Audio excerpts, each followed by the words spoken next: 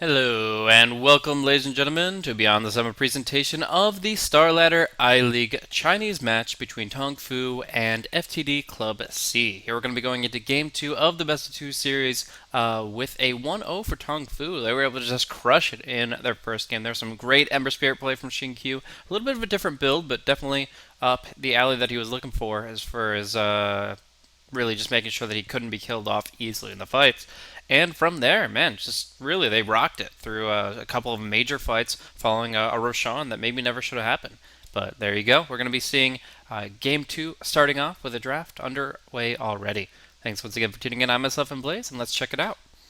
So I want to note already the reserve time on FTD.C. I talked about this for TongFu in Game 1. Their very first ban, it seemed like they were almost maybe like looking over picks. That's as a drafter, sometimes you maybe didn't have enough time to research a team. You just look over, okay, what do they really want to run? Last time was the Darkseer first ban for TongFu, and they plotted over that for nearly a minute just for their first ban. But now FTD, for their first ban, spent over a minute on the Slaughter first ban, and it's just it's hard to kind of make that call to really recoup from such a loss. But yeah, now they're kind of drafting on the fly from this point forward. Their Slaughter, Undying, banned out in Phase 1, Doom, Tusk as well taken out, leaving the Night Stalker in the pool as what looks to be the response to the Queen of Pain. So Queen of Pain first pick, Night Stalker, Wyvern response, and the Darkseer will be that last hero for FTD.C. So they ban out the Ember Spirit, the Juggernaut. Looks like they've got in mind to pick up a carry pretty early on this draft. They're banning out those kinds of heroes. And then Dazzle banned out as well. I mean, I understand the Ember Spirit quite a bit. I don't really understand the Juggernaut ban. The Ember Spirit is good against Queen of Pain. The Juggernaut's bad against Queen of Pain. Though, obviously, Winter Wyvern Juggernaut is still pretty fearsome. Arctic Burn plus the Blade Fury, that's often going to be a kill. So, but you got Surge. You got Surge on the Darkseer. I'm really not too sure why you would be afraid of the Juggernaut. I've seen a little bit more Blade Fury play around Ion Shell recently. In just active exchanges, you use the spin, you negate the Ion Shell's impact for a creep wave. But no, overall, I think that Juggernaut's really not that fearsome. I mean, maybe he gets Battle Fury to kill off Darkseer's illusions. For the most part, I would say Juggernaut is not worth the ban here unless they have another hero in mind that will be, having a really hard time against him. Anyways, the other ban from TongFu is just going to be a Spirit Breaker, a lot more sensible in this situation since the double Ion Spirit Breaker charge can be really frustrating to deal with. From here, we've got Disruptor as the support for TongFu, so maybe going to be a safe lane tri-lane this time around instead of the dual lanes TongFu were running in Game 1. And that also means the Night Stalker is going to be a core hero here, I believe in the off lane. So, I mean, you could still run Night Stalker Disruptor duel, but otherwise the Wyvern's going to definitely be covering the safe lane carry against that pesky Darkseer. 5 seconds remaining. Disruptor Glimpse, obviously pretty good against Surge and Blink, but the real value is if you can get the kinetic static right when the Queen of Pain blinks in and just catch her in a really bad spot. This also forces early BKBs where you normally wouldn't want them. You're up against the Crippling Fear and the Static Storm Silences. It makes a BKB almost a must for the core heroes towards the mid to late game. And one hero that naturally picks that up is going to be the Gyrocopter here, and I expected them to third pick a carry. You don't ban 2 carries and then not pick up one pretty early in Phase 2 and save her for 5th. That's just not going to happen. We do see Shadow Fiend as a response, though, which is pretty interesting. Obviously pretty good in the matchup against Queen of Pain. Sometimes can even edge her out if the Quap slips up a little bit. And then obviously on the Radiant side can fall back to his stacks, which we're going to probably see prioritized quite a bit. I also love Wyvern and Shadow Fiend. Combining the Winter's Curse and the Requiem could be some massive damage that the Gyrocopter might just not be able to keep up with. I see FTD.C have a really good level 1 though, and they're going to maybe exploit that by getting some better wards out, invading the Radiant side. Bounty Hunter is going to be the first support grab actually for FTD.C, and then look for kind of a basic 5 position hero to cover up the safe lane while the Bounty Hunter roams around with the Darkseer. And that's pretty strong as well. I think that it'll be mostly like a 2v3 bottom when the Bounty Hunter's with the Darkseer. But I think Bounty Hunter might be able to give them the slip, rotate mid, and collaborate with the Queen of Pain for a maybe kill first blood on the Shadow Fiend. The problem with Wyvern Night Stalker is their rotation power is decent when they smoke, but not when they TP. Where like a Dazzle or an Abaddon can save a life, a Shadow Demon can do this as well when he TPs and just spams one ability or queues it up. The Wyvern and the Night Stalker can't really do that. The Cold Embrace probably won't save your life against the Queen of Pain there. So the way I look at it is Bounty Hunter definitely can really give this Shadow Fiend a hard time unless TongFu are preemptive and really babysitting in some capacity. The other alternative is, of course, keeping a Sentry Ward up on the mid lane at all times, which can be very expensive as well. Another carry ban, this time obviously making sense since the Gyrocopter has already been selected. Can we see a Huskar here? Huskar is really good against Gyrocopter, kind of so-so against Queen of Pain though. And obviously, all he's got is the Wyvern Cold Embrace to fall back on. It's not bad. Wind Ranger might be better though. I think Wind Ranger is just the better hero pickup overall. Like, she doesn't get harassed by the Bounty Hunter ever.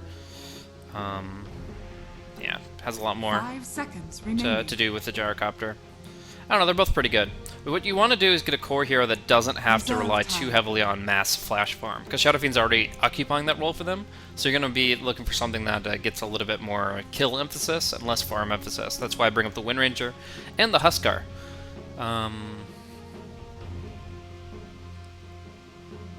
For now, though, TongFu going to be thinking about it here. What do they want Xingqiu on this time around? Ember Spirit, of course, taken off the board, and most of the heroes that are similar to Ember Spirit aren't really available here either. 35 seconds left on the clock. So Night Stalker off lane, Shadow Fiend mid, presumably, and then the Wyvern and Disruptor wherever they're needed.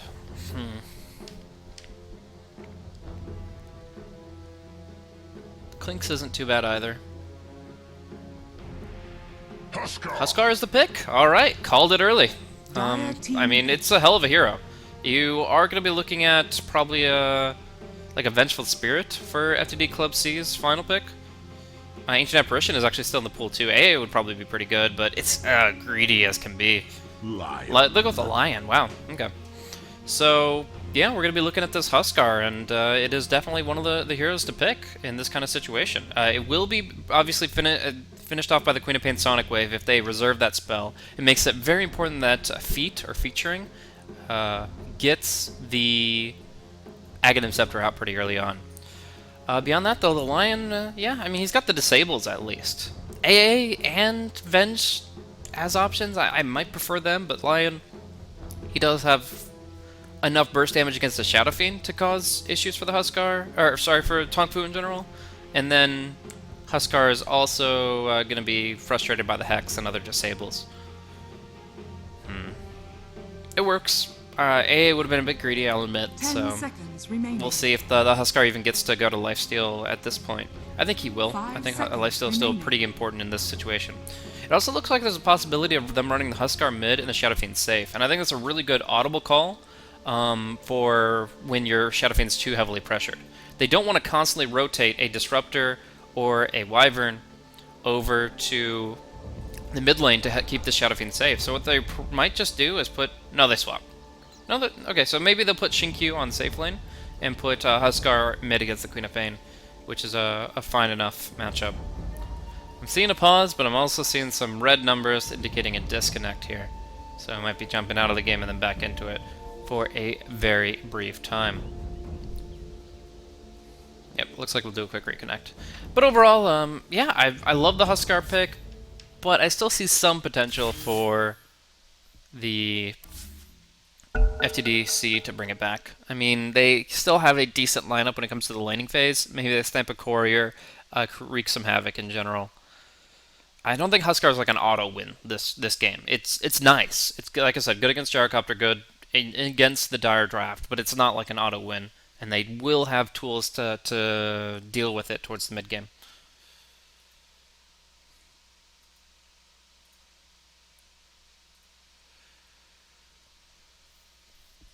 Trying to reconnect back in, guys. For now, connection problem. Oh, here we go. Sweet. Alright, and no first blood. Yay. Alrighty, so 30 seconds to battle. Here we are. With a pretty smooth feed this time around. No perfect world lag for me today. And the Gyrocopter boat. Oh, the controversial pirate ship Gyrocopter. The mad machinist moving about with his It's a little crazy for even me, but you know, I'm old school. I'm Dota 1. Sometimes The things battle irk you, and you just begins. want to keep them the same. But oh well. Worthy tribute. So we're going to be seeing U9 running safe lane Huskar and Shinkyu, the farmer on the team, running that mid lane SF. So it's a player swap, but it's not going to be a lane swap for these heroes. We're actually going to see a very early jump here for the Bounty Hunter. Really wants to start off on the right foot with a courier snipe, but Shinkyu, if you look at his items, already went for the healing salve. He didn't go for any branches, so doesn't need to courier out a healing salve after getting that bounty rune. So Bounty Hunter's just going to have to keep on moving, and yeah, we'll see Feet under some pretty heavy pressure. There's a couple Thunder Strikes already offsetting the matchup, and Shinkyu still looking for his first soul, actually. Oh, Sentry Ward already in play, so the Rupik not going to be able to wreak too much havoc just yet. Needs to get his first 200 gold, and he needs to look to tango this Sentry. In the meantime, though, we'll have Huskar down here. Interesting pair of wards here. I'm not too sure why you want the sentry there. The obs, I mean, makes sense. I mean, you can see LPC very clearly. But maybe it was a misplace on the sentry ward. Maybe they thought they had observer wards selected, because I don't think the sentry is all that valuable, even if the obs is. Alright,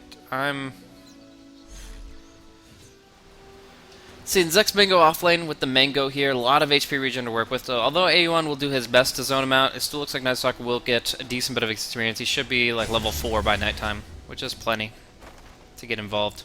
Rupik does look to put some pressure on Shinkyu more directly too. LPC looks to cover the bottom rune, and I think Darkseer might just look to block the spawn. No, he's sticking to the lane, making sure he gets the Iron Shells out early, and we're actually going to see some good damage here onto the Shadow Fiend. They can't really blink follow-up since they've already used that, but they take care of the ward with that early sentry I was talking about, and they put a lot of damage onto the SF, only at 12 souls, and a regen rune. Oh boy, great for the Queen of Pain.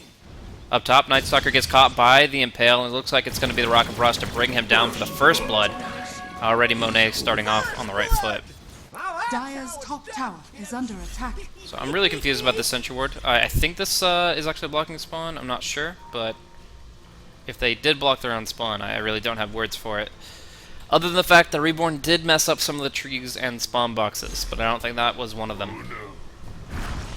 So Iron Shell's coming out here trying to annoy the Huskar, but the lower HP Huskar is, the more fearsome he might be. And we also see some Courier, very safe Courier play. It's actually going to be Faith that delivers the bottle, while the Courier stays under the Tier 2 tower. It makes Riplik's job very difficult. He really can't be the annoying bounty hunter if he can't find that snipe. And Faith will just sit here, perfectly fine staying level 1 and just spamming Thunderstrike. It's a very mana efficient spell just for level 1. Only costs 130, and you're going to be able to get 160 damage out. It's very solid.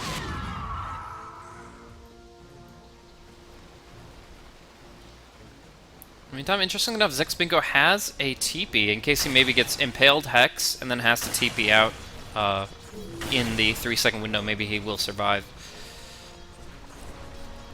Anywho, at least it will be an Iron Shell on the Bounty Hunter, so maybe having more potential this time around, but he can't get in range to tango the Sentry Ward, and he's just going to be caught out. The Kinetic Field will actually lock him in, and Shinkyu just needs one more raise to make this a kill. Doesn't get the raise, though, as Ripik runs south. So it looks like he'll be okay tangoing. He's got a lot of armor here, 5 base armor and no spell damage to bring him down. So one more hit is not going to do the trick, and it's actually going to be a turnaround here against Faith. Just one more Revenom hit, and the Disruptor will fall.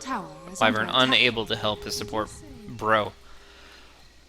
Zexbingo, wow, I was saying that he was on the path to a really good, like, well-timed level 4, that he was going to get some good experience momentum here, but as soon as I say that, he not only gets killed, but then completely zoned out. He's barely gained any experience since I last looked at him. Meanwhile, down bottom, this is a very hurt Bounty Hunter. I'm curious what his game plan is. Running around 160 HP as a Bounty Hunter doesn't really accomplish too much. I figure he's going to go back to base. So this 2v2 right now, it's favoring the Shadow Fiend slightly, 22 and 9 over the Queen of Pain, 16 and 9.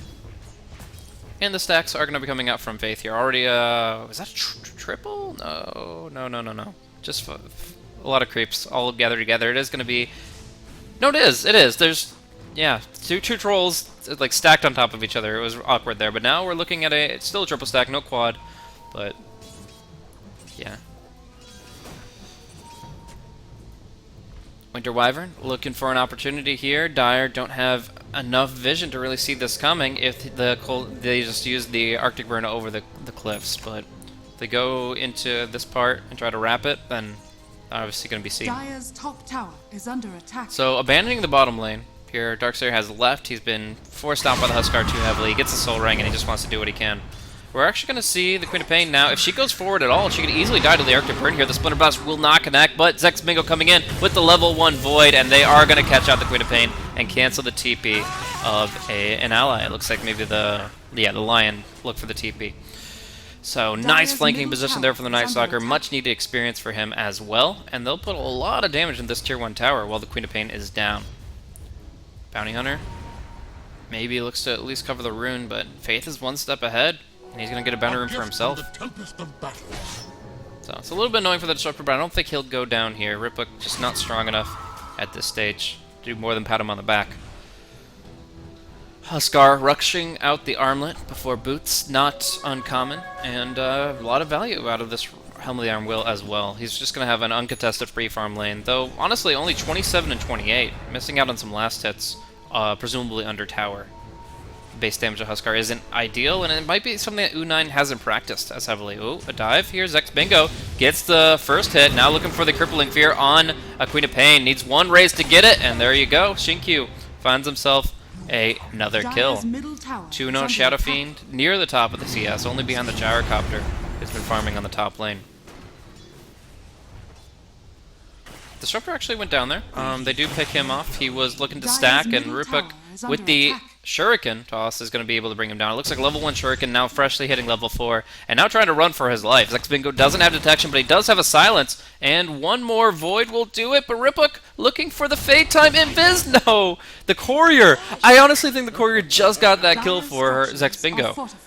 The clear vision over the trees, just flying over top of him, gave him vision for the Void. Otherwise, the Void would have started the animation and then been cancelled by the Fog of War.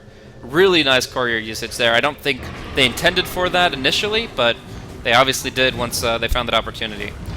Queen of Pain won't even attempt to deny. Just taking too much damage here. So all in all, one tower down mid, kills evened out 3 for 3, and if we look at it just early on, we're seeing already the net worth leading about 1,300 for TongFu. Really interested to see what this Huskar does, though. Armlet, boots, is at least going to go for the brown booties, but he is going to look to start just diving people pretty soon. And goes for a 0-3-3 build to open up. Also wondering what the Shadow Fiend does now, that he's already pushed out the mid lane. Like, his job's kind of done. He can farm the jungle a lot, but that is warded. There is a bounty hunter lurking, and you're not always going to feel safe in doing that. DD Rune, though, changes that. You may be glass, but you're certainly a cannon at the same time.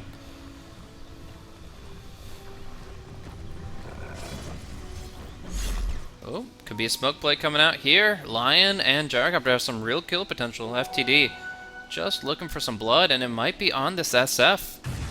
He's going to be moving back to base. This leaves the Disruptor all by himself. Faith very probably in some trouble here, as we see Monet now breaking the smoke. Looking for the call down over the tree line, but that kinetic field makes it hard for him to actually engage. They get a nice little pincer, and it is going to be the Shadow Strike that sets up a call down here.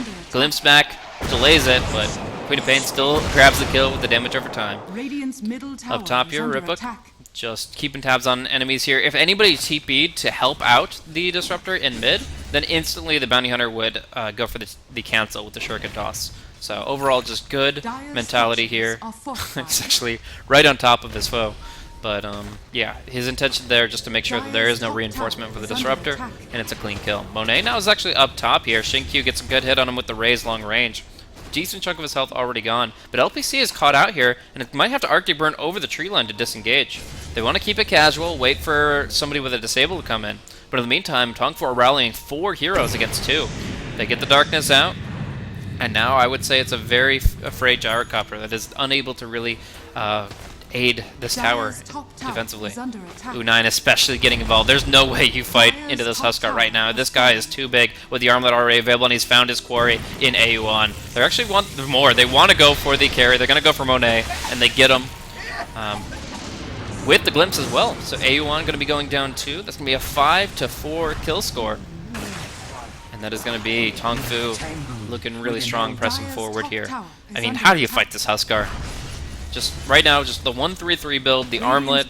This guy is an absolute monster. You have to use your first Sonic Wave of the game to kill the beast. It seems so difficult. They don't have damage coming from other sources either. It's really just the Queen of Pain and Gyrocopter. And neither one of those focus single target damage, which Huskar is weak to. All of them really do their damage in an AoE. And that means that the Huskar is going to be able to really stand and deliver just with the vitality alone. If he gets like a Dominator Treads next, there's no way he dies. Just because they can't focus him down well enough. Maybe if they Finger of Death him at 100% HP when the passive isn't really active. Otherwise, I guess you need the Gyrocopter Silver Edge, but even that has its limits. Queen of Pain looking for the flanking opportunity here. We're going to see a couple TPs back, but the cooldown will at least hit once here onto multiple targets. Zex Bingo trying to TP away and will not be successful. But there will be a glimpse back that may keep the other two alive. As Faith goes on the run, LPC just goes for the TP. And it looks like that will be that. Oh, maybe not. We do have Queen of Pain cutting him off at the path. Faith hiding, and they do not find him in the tree line. So they have lost their Tier 2 and Tier 1 top. They have lost their Tier 1 mid. And just free farm zone for U9 down bottom. And he goes for the lifesteal next. This guy's a monster now. Like, just with lifesteal alone, this guy already can out-heal a lot of the single target damage from any one hero. Inner Vitality is actually being maxed out here. I gotta say, this guy, as much as I was saying he doesn't seem comfortable CSing on the hero, he's actually skilling, in my mind, near perfectly. Like, he's getting the exact amount of life sustain and restoration to just stand and deliver throughout the team fights, no matter what they throw at him. Now we see the Night Stalker. I saw the Glows of Haste, and I thought that's probably going to be a Midas, but turns out to be a very fast one, as he's picked it up 100 seconds ago. So almost 2 minutes ago, that's a 10+ minute Midas coming out for the Night Stalker, and that is going to build up a very fast level 16, as well as a very time-efficient Aghanim Scepter as well. I'm not sure about this play here, though. Queen of Pain going in under the tower, has a haste rune, felt confident, but now she's taking so much damage, and she'll be glimpsed back into the Night Stalker. So, yeah, kind of using that haste rune as a god rune. We're going to test that Huskar's survivability as he gets gone on here, but he's got the armlet. He'll life break forward, turn on that armlet, and go right onto the tower, onto the Gyrocopter, fighting it out with the help of the Shadow Fiend. They kill off the Gyrocopter, but the Huskar still falls, and the illusion is still in play here, hitting onto Shinkyu. Ripbook really wants this kill. He gets it with a Shuriken Toss. That's a track kill, but now the dust comes out, and he has to stay in the tree line here. XLW gonna keep moving, but LPC finds out Ripbook, and still Ripbook playing games. Another dust comes out, and they actually are gonna be able to bounce the Shuriken over to both heroes. Now Queen of Pain gonna look for one more. They see X-Bingo in the tree line, and he can't catch the Bounty Hunter. That's gonna be a triple track kill. Oh my. FTD.C profiting so much from that exchange. Just look at this net worth value. Bounty Hunter just got 1730 gold. You think Alchemist is broken when it comes to these insane gold values. Look at that. Bounty Hunter, who has done nothing this game until this moment. He killed a Disruptor once. Until this moment, Bounty Hunter has done nothing. And suddenly, he's above the Night Stalker offlane in net worth. He's just behind his Queen of Pain. Off of one fight, he doubled his net worth. Oh, man. The comeback gold. I think he ended a kill streak. And he's certainly got a lot of tracks out. But, man, that is ridiculous. And, yeah, now 9-8, the kill score for FTD.C. 1,500 net worth. Still favoring TongFu, but more track kills, and that could turn violently. This Huskar felt so confident, but he went under tower, under wall, and under Gyrocopter, and that's just, a little bit too much, unless you get a second armlet toggle out, which he failed to do. Whoa, whoa, whoa, whoa, whoa! Life break! Life broken, feet going down. That was a very clowny animation, but that's what happens when you try to escape the Huskar. He'll chase you down. I thought they changed that for some reason, but nope. He'll stay like glue. We're gonna see Riplick actually caught out here. This should be the 10th kill of the game. Going to TongFu. One more hit, but he glimmers away. They actually don't find him, and now these heroes are kind of caught out by themselves. And by 10th kill, I mean 10th team kill. But still. They see Faith with the track. They assume that he's got heroes behind him, and they head back home. So right now they're pressed in. Sanj complete on the gyrocopter. And it's going to be a jump here onto the Winter Wyvern. He's got this Winter's Curse, but he has no TP, so it really wouldn't guarantee surviving at all. He's going to just try to embrace himself, but that's going to be the death of LPC, and that... Oh no! He pops the Winter's Curse and still dies! That is actually disastrous. And now the Static Storm's wasted too. That's 2 huge ultimates gone during a Roche attempt. You can't waste ultimates willy-nilly like that, but A1 has gone pretty far ahead. Ripuck glimmering while glimpsed. Gets hit by the life break, but negates most of the damage, and now the wall replica Sonic Wave comes out, doing a lot of damage. I'm not sure why that Sonic Wave, though, is now U9 is free to just go clobber in time onto the gyrocopter, kills him off, and the Queen of Pain as well blinks too far forward and goes down quick. U9 is low, but he's still kicking, and they're just going to go right back into the pit to finish this off.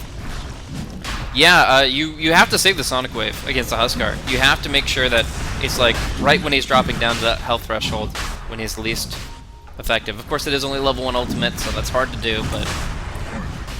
Now, that was a tough fight. FTD end up losing badly, as they lose multiple lives of core heroes. The Gyrocopter and the Queen of Pain are all their damage, and they really need items. So killing those heroes off, as well as taking the 8 Roshan and Aegis for the Huskar, TongFu are feeling really confident now. 4K plus in net worth and shooting up on experience as well. Dramatic. I mean, the graph looks dramatic, but let's be real here. It's 0 to 2300. We've seen a lot greater experience swings in many other games of Dota 2. But still, a nice push forward here. We're actually going to see a glimpse back here onto Bounty Hunter again, under the same exact Sentry Ward as before, and this time it looks like he'll be going down, Glimmer or not. One more spell. It's going to be the Shadow Fiend Raise, of course. Shinkyu cleans it up. He's got a Blink Dagger, so he's able to get in position quickly.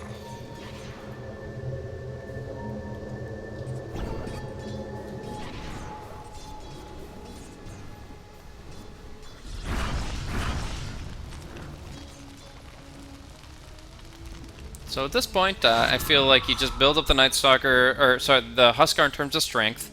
You build the Night Stalker's Aghanims, and then you just control the map. I mean, right now FTD are clearly not able to fight fairly. Queen of Pain can find pickoffs left and right, but Bounty Hunter can be very annoying. But when it comes down to a full-on engagement, 5-on-5, TongFu just have the better lineup for it, at least with this much momentum behind it. We look at overall levels, and you've got like a level 12 Shadow Fiend, a level 11 Huskar, up against only level 7 and 8 on the line and the Bounty Hunter. These cores are so much more powerful than the supports. See, that's how I thought it would work, but maybe she got hit by the life break and then she blinked out. I don't know. It's very interesting.